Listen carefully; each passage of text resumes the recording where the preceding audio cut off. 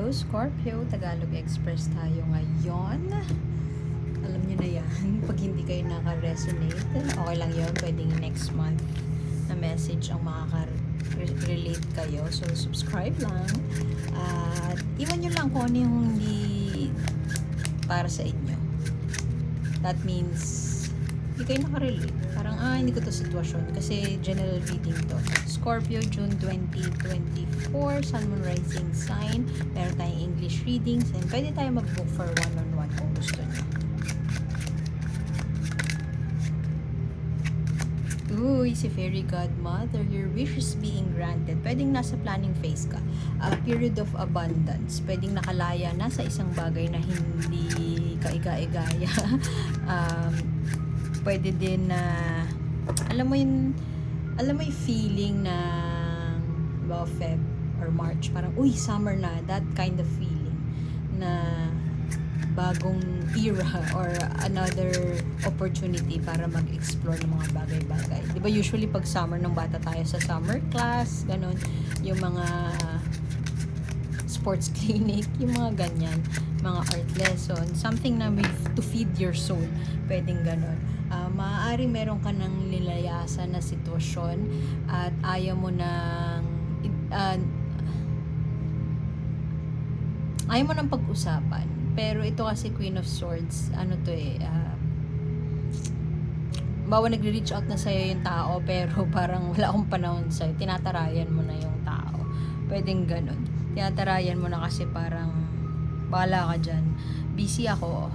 Marami akong ginagawa. Marami akong pinagkakaabalahan. Ganon si Scorpio ngayon. At sobrang imbibe mo ang power ni Fairy Godmother. Ito si Fairy Godmother. Alam mo naman natin si Fairy Godmother, di ba? Ginagrant niya yung wish mo. So, nandun ka na sa part ng life mo na gusto mo magsimula, nagpaplano ka na for something bigger, for something new. Trying to manifest something at I feel like abundant siya. Pwedeng nag-aaral ko ulit, nag-MA, bagong simula. Not necessarily super bago. Kasi pwedeng matagal mo ng pinlano to. And ngayon mo lang siya ine-execute. Pwede din nagko-contemplate ka ng mga bagay-bagay na ginagawa. Diba? Phoenix Rising Aeon. Ano ba yung Phoenix Resurrection? Bagong ikaw, or pwede rin na plano pa nga lang nga siya. So take advantage mo yung energy ni Fairy Godmother.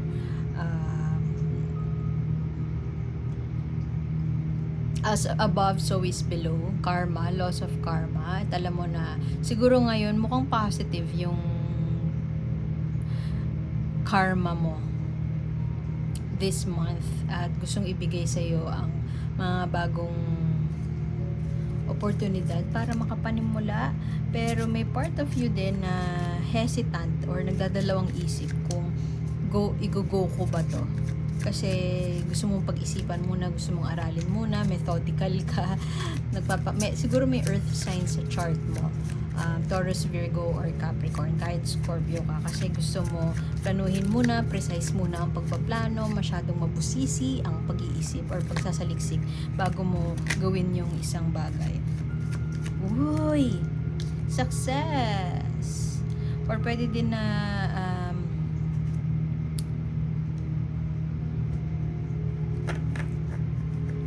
aalis ka. Ay, baka travel abroad, overseas work.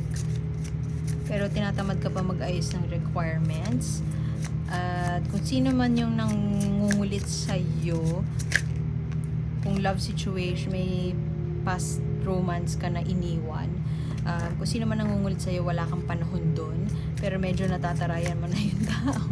Kasi gusto mo na tanan ka muna niya. Masyadong marami yun. So, merong isang tao maaligid. Pwedeng older than you. Wala. Uy, ang daming one sa paligid mo Pwedeng yung iniwan mo ay fire sign, Leo, Sagittarius, Aries. Pwede din naman na yung person na pupuntahan mo, pwede ibang lahi ay fire sign din. Aries, Sagittarius, Leo. Pero yung isa mas matanda dun sa isa. Mas stable itong tao na ito. Charmer, very passionate, pwedeng nasa creative industry. Pwede din na, halimbawa, yung ex mo ay parang better version of your ex yung yung pupuntahan mo kung meron kang tao na inaay ngayon. Kung yung ex mo ay, let's say, amuyong lang, etong mo, boss siya. Ganun. Pero same industry. Pwedeng ganun. Siguro isang tao lang yung makaka-relate dun. Pero ganun. Hindi ko pa wala ko nakikitang cups eh. Pero, so maaaring career-related siya.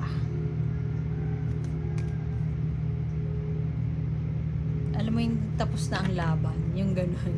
May nanalo na. Kung dati ay masyado kang oppressed or unjust yung trato sa'yo sa work or kung ano man yung project na inaatupag mo ngayon, may padating na oportunidad para sa'yo. Pwedeng nandyan na kasi, yun na nga, nag-aayos ko na lang ng requirements. May padating na oportunidad sa'yo na ibang-iba dun sa oppressive work situation na meron ka dati. At gusto mo nang i-pursue at gusto mo nang sundin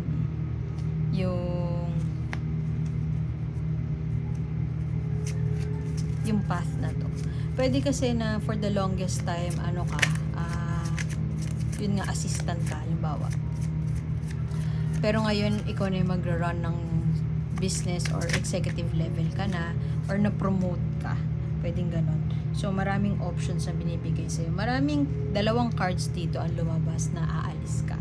You will walk away from the situation na hindi na naaayon sa'yo. Hindi na align dun sa goals mo in life. Pwede din kasi na ito ay panahon. Itong June, panahon siya na mapag-iisipan mo na parang hindi na ako dito. Ayoko mag-settle sa ganito. Gusto ko ng bago. So, not necessarily tao yung pupuntahan mo eh. Yung ex at yung sinabi ko kanina na ex at bagong tao. Not necessarily tao sila. Pwedeng sitwasyon. Pwedeng career situation. Pwedeng work situation. Pwedeng creative or any activity na nakakapagpaligaya ng kaluluwa mo. Pwedeng dati siguro mahilig ka lang manood. Tapos alam ba, manood ng volleyball game, ganyan. Tapos ngayon, volleyball player ka na. Yung malayo na, pero malayo pa. Nandun ka pa lang sa, halimbawa, malayo pa, nandito ka pa lang sa gitna. Alam mo na patungo ka na dun sa malayo pa. Pero nakaalis ka na, or kakaalis mo pa lang dun sa malayo na. Ewan ko kung nagme-make sense, pero yun. Ibang-iba ka na sa kung ano ka dati. Ready ka na para mag-explore ng mga bago. So, level up. Lume-level up ka na. So, yun na nga. Pwede din na for some of you, may baby on the way, fertility, abundance. Kung dati, sawang-sawa ka na pagurin ng iba. So, ngayon, ka na, level up ka na. Kung dati ay let's say 9 to 5 ka, 8 to 5 ka sa isang kumpanya na mababa magpasahod. Ngayon pupunta ka na ng ibang bansa na sobrang laki ng sasahuri mo, tas yung role mo ay hindi pa same dun sa bagong role, executive level or mataas yung position. Hindi mo inaasahan. Pwede din na dati sobrang baba ng sahod mo, tas ngayon 6 digits na yung in-offer sa'yo, hindi mo ina-expect. May isang bagay na hindi mo ina-expect na padating sa'yo, pwede din nakarating na, tapos nag-aayos ka na lang ng mga bagay-bagay. Yun nga yung requirements. Pero ingat ka na katamaran mo siya. Ingat ka na gusto mo pang busisiin ng mabuti or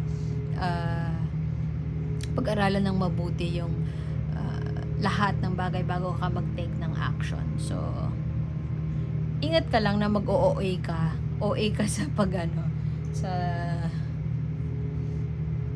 ewan ko yung pedantic na OA ka na sa pag-research. Wala namang, there's no such thing as OA na pag-research. Pero ingat ka lang na hindi ka nakikilos dahil lang nag-aantay ka na dumating sa'yo yung, I don't know, nag-aantay ka ng subscription sa ano para matutunan mo yung ganyan. You can never be ready and the best time is always now. So, tough love. Siguro affirmation to na binigyan ka man ni universe dati ng isang sitwasyon na sobrang sakit at sobrang nakakapilay, pero ngayon nagbunga naman siya kasi merong siguro hindi ka nakaramdam ng support dati or umabot pa sa korte, pero alam mo na yung sitwasyon na yon ay para lang i-prepare ka dito sa parating na sitwasyon. Pwede din naman ang ibig sabihin nito kung sa kasalukuyan ay merong mga tao na parang hindi supportive sa vision mo para sa sarili mo, maaaring they're coming from a place of love and concern for you. Hindi mo naman sila kailangan sundin. At pwede din naman sundin mo, inumin mo lang yung gamot kasi nga tingin yun yung makakabuti para sa'yo. Tingnan mo lang kung, kasi baka merong silang sinasabi na kailangan mong isama dun sa pagsasaliksik mo kasi baka makatulong din sa'yo in the long run. So just take it in, listen lang, and you will feel better soon. Yun ang message nito. So, iwan ko na yun doon, Scorpio. Salamat sa pagbisita at sana makita ko kayo ulit next time. Like, share, and subscribe lang. See you soon. My name is A. Bye-bye.